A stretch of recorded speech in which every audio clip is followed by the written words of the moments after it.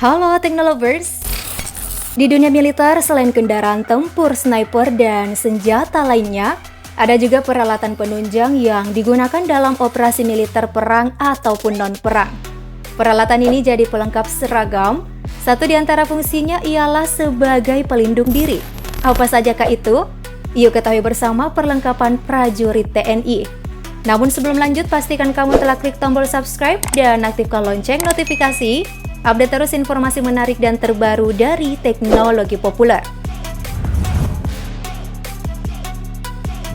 Kepala jadi salah satu bagian vital dari tubuh.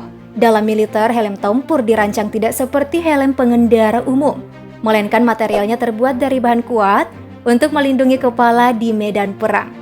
Helm militer sudah ada sejak zaman sebelum Masehi. Ya, seperti yang kita tahu, dunia ini tak lepas dari perang. Demi menguasai suatu wilayah tak lain agar kekuasaannya semakin luas. Nah, sering berjalannya waktu, bahan dan konstruksinya diberi penyegaran hingga kian canggih. Dahulu, helm tempur terbuat dari kulit dan kuningan, kemudian ditingkatkan dari bahan perunggu dan besi. Militer masa sekarang kini menggunakan helm berkualitas tinggi yang dibuat dari bahan balistik semacam Kevlar dan aramid yang perlindungannya lebih baik. Kopassus sendiri menggunakan helm tempur yang sangat futuristik nih, di mana pada bagian belakang helm terdapat retention system, yakni tali pengikat yang kuat agar helm tidak goyah dan lepas dari kepala. Ada juga counterweight pocket with ID attachment atau kantong penyeimbang helm di bagian belakang.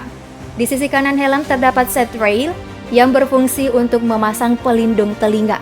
Sementara pada bagian depan helm dilengkapi peralatan canggih berupa night vision goggles NVG mounting short bracket untuk membantu penglihatan pada malam hari.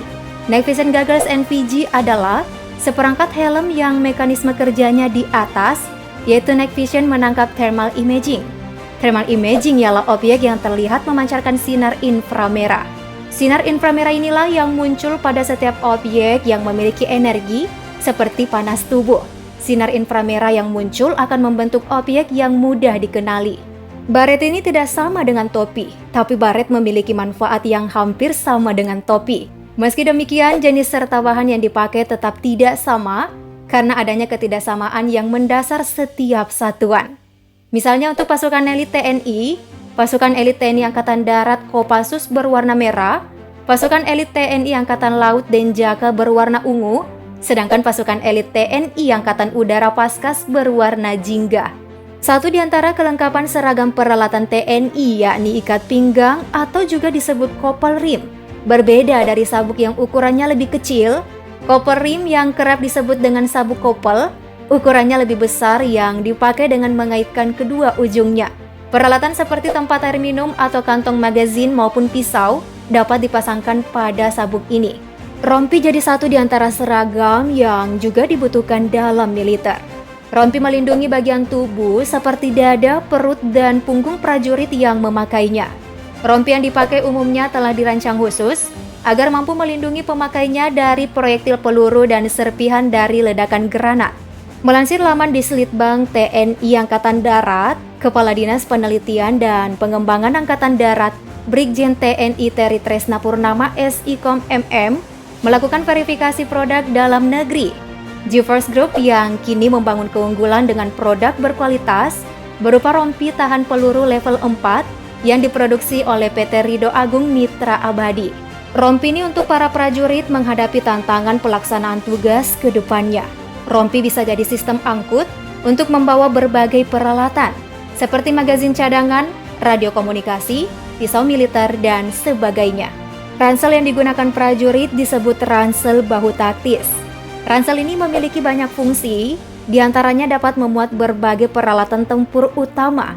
Tas yang memiliki sabuk pinggul dengan 3 sumbu ini bisa menyimpan helm, bahkan jika terjadi hujan lebat, ransel dapat dilindungi dengan rain cover. Prajurit Kopassus juga dilengkapi dengan ransel depan untuk menempatkan magazin yang mudah dilepas. Ransel ini dilengkapi dengan SAPT padding on-board ceramic compartment yang dapat menyimpan rompi anti peluru dengan lapisan pelindung yang sangat lembut.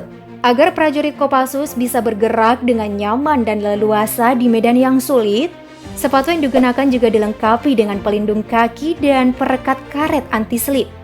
Sepatu prajurit umumnya dibuat dengan bahan kulit berkualitas tinggi yang tahan di semua cuaca serta medan.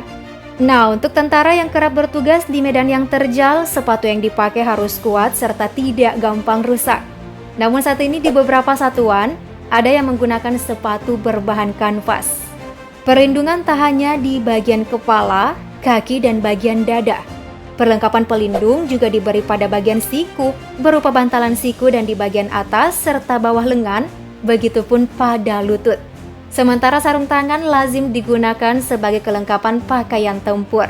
Balaklava ini berupa kain penutup kepala yang dirancang khusus untuk menutup bagian wajah saja. Modelnya tergantung bagaimana balaklava itu digunakan. Ada yang terlihat bagian mata saja, mata serta hidung, ada juga terbuka seluruh bagian depan wajah. Balaklava tradisional biasanya terbuat dari rajutan wol, tapi versi modernnya bisa terbuat dari sutra, katun, atau dari bulu domba. Dalam dunia militer, balaklava digunakan sebagai perlindungan bagi para satuan khusus agar identitas mereka tetap dirahasiakan dan menghindari dari incaran ataupun intimidasi kejahatan terorganisir. Radio komunikasi dalam dunia militer adalah radiasi sinyal elektromagnetik yang merambat melalui atmosfer atau ruang hampa. Informasi yang akan dikirimkan melalui gelombang elektromagnetik ini kemudian dimodulasi oleh komponen gelombang. Seiring dengan berkembangnya teknologi, berbagai perubahan serta perkembangan metode yang memanfaatkan gelombang radio ini pun mengalami kemajuan. Gelombang radio kini dimanfaatkan dalam berbagai cara yang memungkinkan komunikasi dapat dilakukan dalam berbagai situasi. Salah satu alutsista yang mampu diproduksi sendiri adalah alat komunikasi jenis Manpack produksi PT LAN Industri Bandung.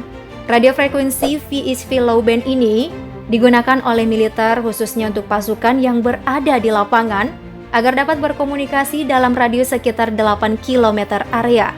Hal itu karena VHF dapat menggunakan antena yang relatif tidak terlalu panjang, sehingga cocok digunakan sebagai radio Manpack. LAN VDR10MP bekerja pada band 30 MHz sampai 88 MHz dengan modulasi FM. Radio ini didesain sebagai perangkat komunikasi taktis dengan standar militer, kedap air, vibrasi, tahan banting, serta tahan terhadap suhu yang ekstrim.